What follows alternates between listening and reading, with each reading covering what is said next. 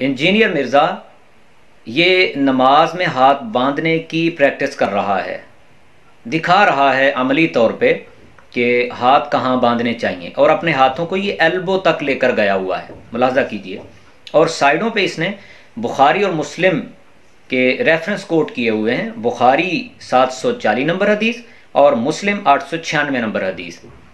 یعنی تاثر یہ دیا کہ ان دونوں حدیثوں میں یہ طریقہ لکھا ہے جو یہ بتا رہا ہے،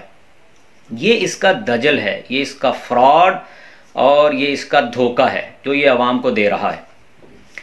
بعض لوگ یہ بھی کہہ دیتے ہیں کہ جی وہ تو بخاری و مسلم یا حدیث کی کتابوں کے ریفرنس کے ساتھ بات کرتا ہے۔ بھائی کبھی آپ نے غور بھی کیا ہے کہ ان حدیثوں میں یہ بات ہے بھی کہ نہیں؟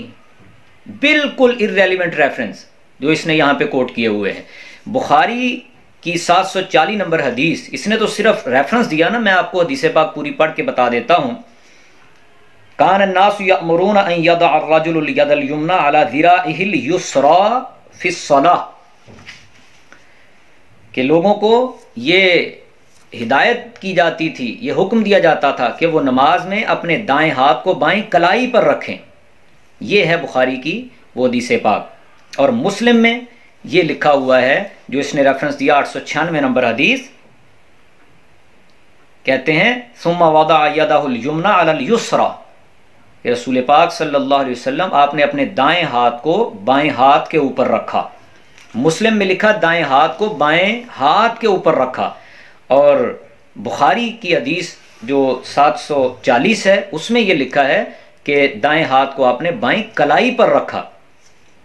اب آپ گوگل سرچ انجن پہ جائیں اور وہاں پہ لکھیں کلائی کس کو کہتے ہیں۔ کلائی اس بازو اور ہاتھ کے جوڑنے والی جو درمیان میں ہڈیاں ہوتی ہیں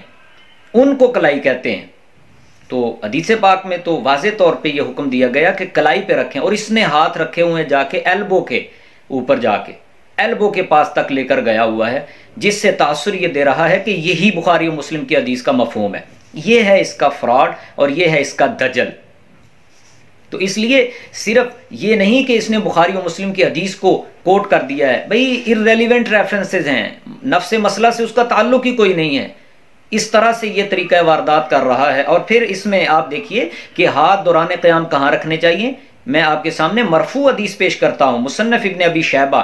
امام ابن ابی شیبہ جو امام بخاری و مسلم کے استاد ہیں، ان کی یہ کتاب 3959 نمبر، یہ انٹرنیشنل نمبر ہے حدیث پاک کا۔ حضرت وائل ابن حجر رضی اللہ تعالیٰ عنہ بیان کرتے ہیں، رأیت النبی صلی اللہ علیہ وسلم، میں نے اللہ کے محبوب صلی اللہ علیہ وسلم کو دیکھا، وضع یمینہ علی شمالہ فی الصلاۃ تحت السرہ، کہ اللہ کے محبوب علیہ السلام نے اپنے دائیں ہاتھ کو بائیں ہاتھ کے اوپر نماز میں ناف کے نیچے رکھا۔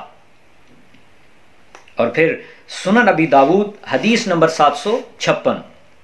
حضرت مولا علی رضی اللہ تعالیٰ عنہ سے مروی ہے، آپ بیان فرماتے ہیں من السنہ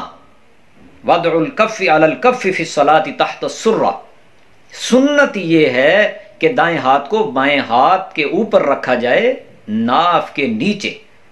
یعنی سنت کا لفظ بھی بول دیا اور آگے ناف کے نیچے رکھنے کا آپ نے ارشاد بھی فرما دیا۔